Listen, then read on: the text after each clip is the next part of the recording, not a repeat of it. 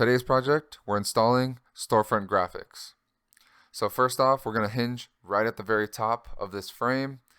We'll get that center line, peel off some of that backing paper and fold it down just so that we can have a nice hinge. So our hinge is right up there at the top.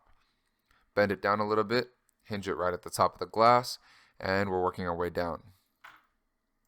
Now as we're working down, we want to make sure that we communicate over to each other if we're doing partner installs. If you're doing a solo installation, all you need to worry about is your installation quality and also the time constraint you need to get the install done in. Now, when you're working with multiple people, everyone must be on the same page and communication has to be on point, or else you can run into issues. Someone may go too fast and end up creasing the film, and then that can lead to costly reprints, which can set everyone back. Now, as we move on to this next panel here, it's the same exact idea.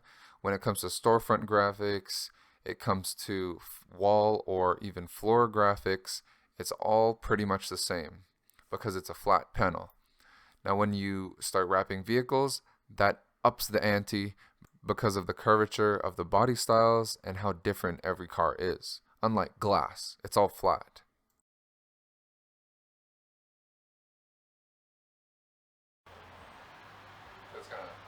All the tension's gonna get thrown off.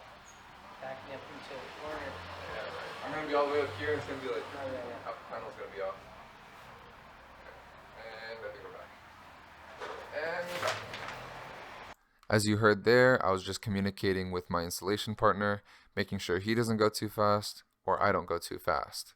And now we finish off, double checking for bubbles, and all edges are sealed, and this is the finished product.